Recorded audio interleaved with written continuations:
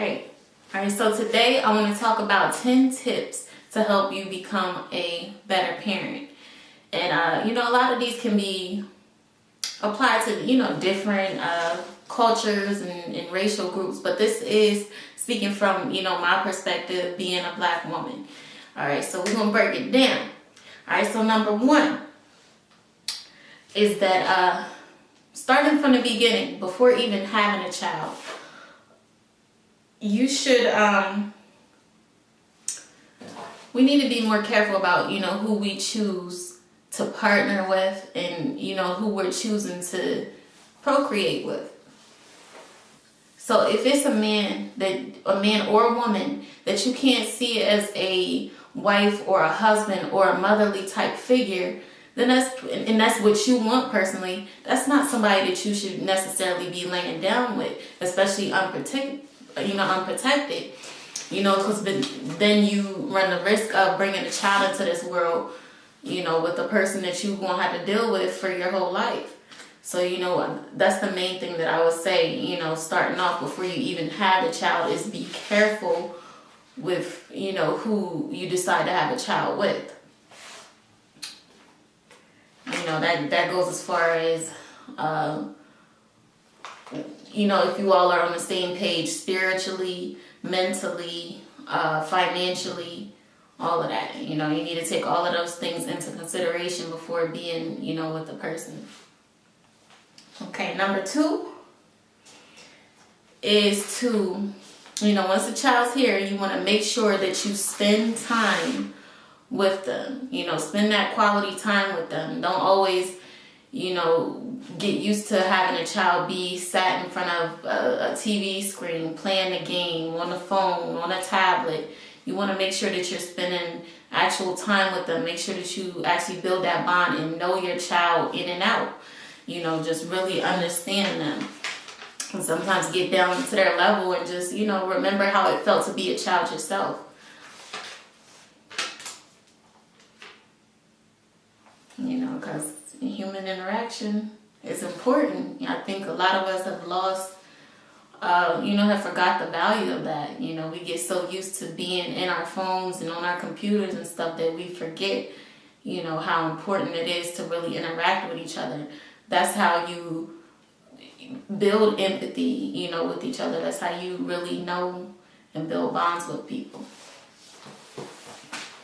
All right, number three is to, this one is big for our community, is to find alternative ways to discipline your child outside of whooping them.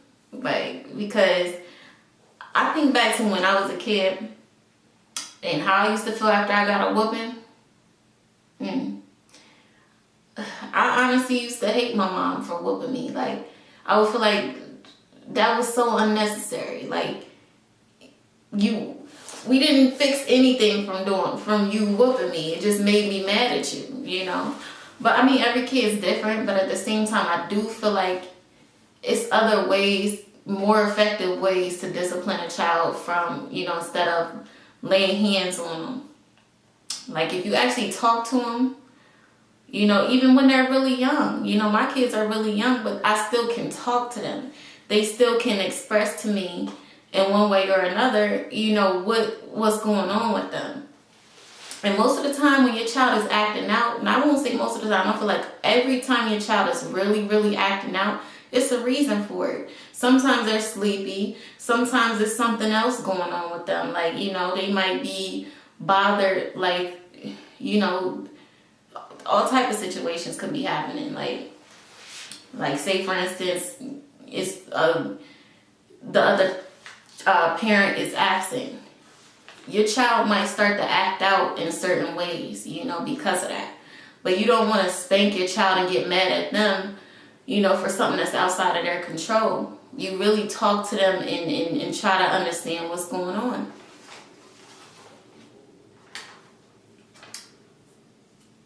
Yeah, and that kind of goes into the next one. Is to respect your kid and respect their feelings. Everybody deserves to have their feelings validated. I used to hate that.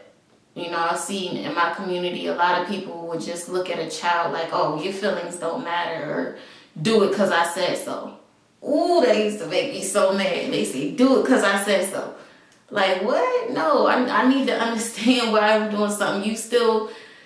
You can't look at a child like they're not your equal, if that makes sense. Like, it's still a human being too. It's still a person that's going to grow into a person with feelings, emotions, all that good stuff. So you can't just basically just try to shut off their feelings. They want to have feelings. Anytime you try to stunt somebody's growth, emotional growth, anytime you do that, you throwing everything off course. So really just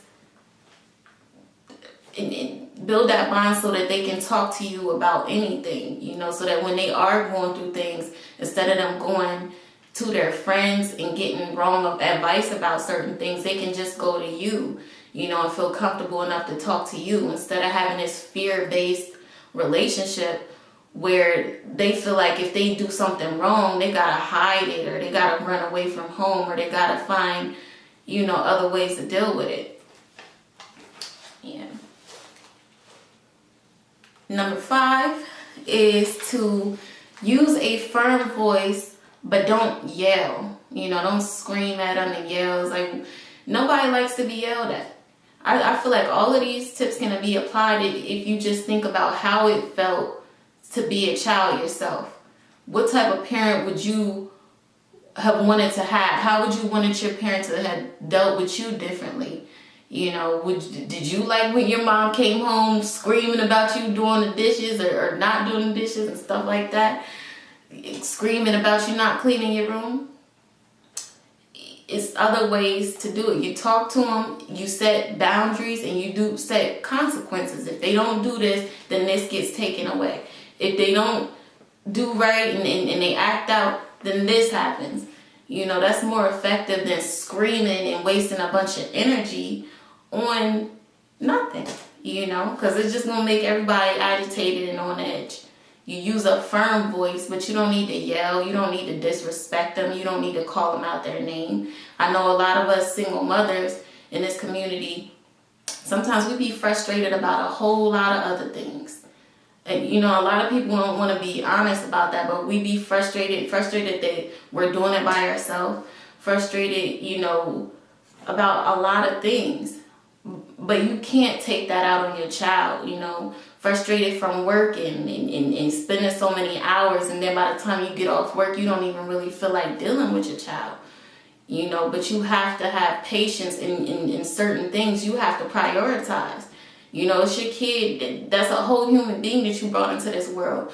That should trump everything, the money, you can figure that out. You figure out ways to provide, but that's your child. You need to really focus on them, their needs, who they need you to be. You don't want to, I know situations like where a parent's been so overworked, so overstressed, that they came home and, abused the child, so bad that the child wasn't even able to go to school for a week. And it's like, it's sad, but it's like, it just shows you, like, we be so focused on providing and creating this certain aspect, of life for the child, that we don't even realize that we're lacking in the ways that, they really need us. Because what's most important is that you're there. They're not going to care about if you can get them this pair of sneakers, this toy, this PlayStation, all that. They don't really care about that. If you instilling the right things in them. What they really care about is you being there and that time that you spend with them. Yeah. All right, so the next one is, number 6 is co-parenting. So, if you're co-parenting, or if you are together and you have a difference of opinion, when it comes to certain things, raising your child, you want to make sure that you have a united front, because you don't want your child to hear you saying something, hear their dad or their mom saying something, and then they're like, well, mommy said this or daddy said this, and then they just able to infiltrate their little way in there and basically play you two against each other.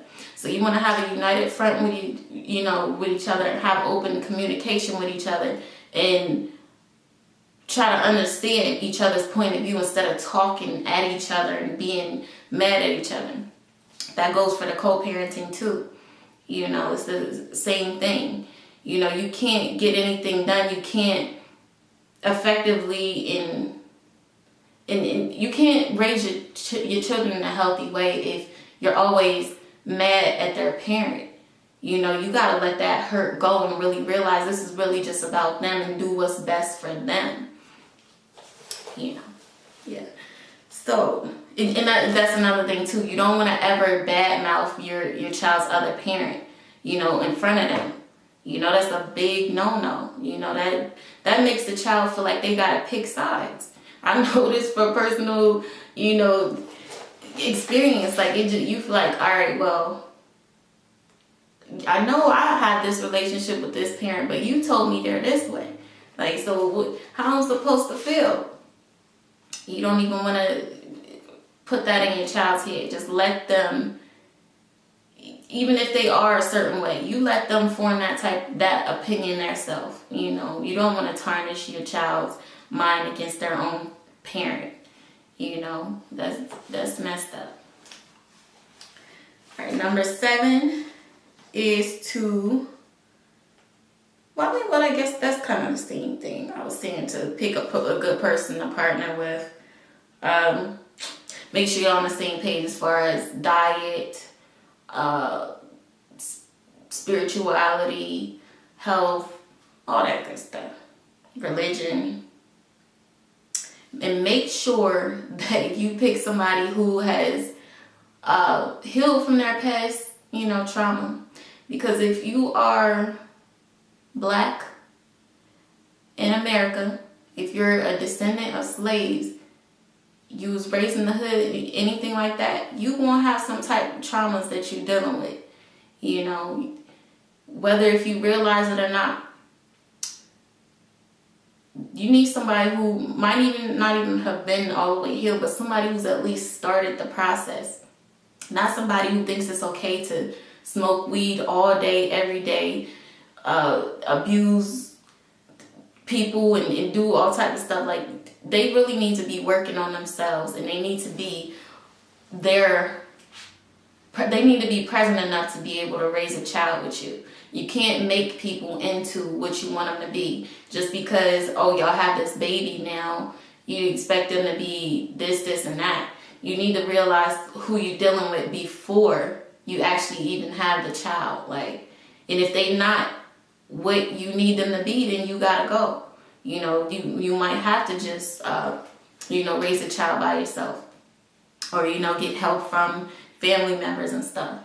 But you can't, just as much as you wishing and stuff, like, you can't scream, you can't shame somebody into being who you need them to be. You just gotta accept them for who they are. Maybe in time they'll come along and end up being able to be a better parent. But, you're just wasting a lot of energy by trying to force them to be something they're not ready to be.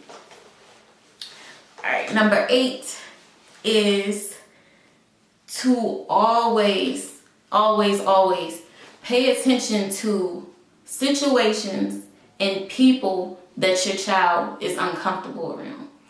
Don't ever try to doubt their feelings when it comes to this. Don't try to talk them out of it. Don't try to force them into being around somebody they don't want to be around. Sometimes kids don't always know how to express, why they feel a certain way around a person. Sometimes they feel like they'll get in trouble or something to happen. It could be anything. It could be abuse. It could be them being molested. It could be all type of stuff. But you don't want to force them to be in uncomfortable situations and around people that make them uncomfortable. What that'll do is it'll make them have like a distrust for their own feelings. Like, they won't even trust their own feelings. They'll feel like, they'll grow up being indecisive. They'll grow up feeling like, they just can't trust themselves to make good decisions if you always talking them out of their common sense. talking them out of their gut instincts.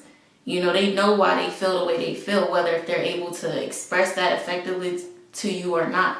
You know, they know that. So just always pay attention to situations like that where your child is uncomfortable. All right, number 9 is to allow your child to grow into the person they're meant to be. You don't want to get mad at them if they turn out to be, you know, something that you did not expect them to be. How can I say it? It's like,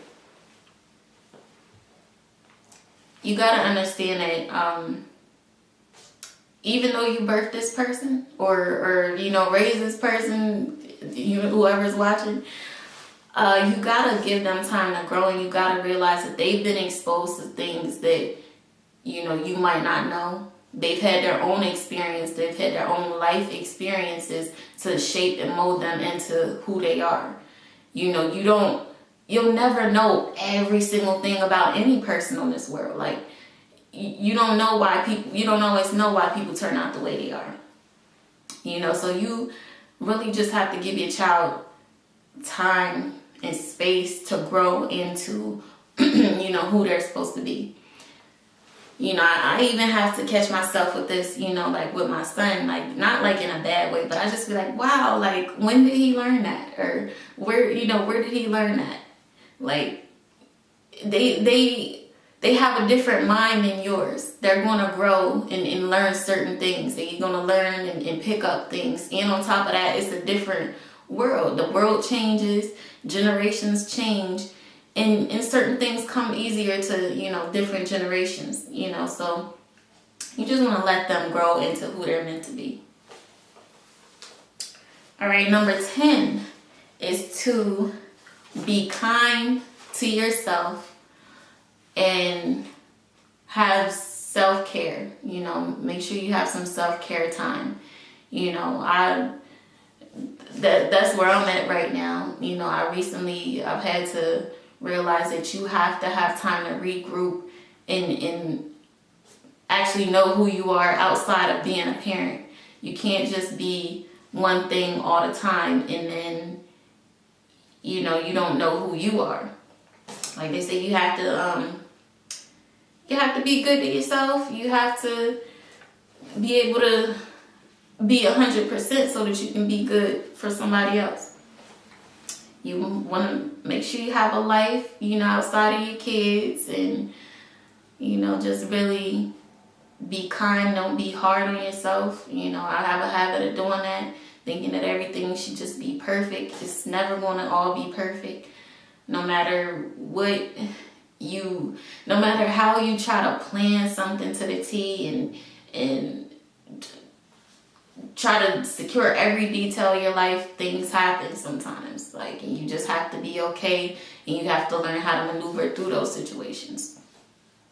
And it's okay. You know, it's okay. Life is a whole experience. You don't have to always be perfect. Yep, so that's all I wanted to say. That's just my 10 tips to become a better parent. You know, just based off my experiences, my family members' experiences. And, you know, hopefully it helps somebody out there. All right, it's your girl Melody signing out. Y'all can like, comment, subscribe, all that good stuff. All right, see y'all later.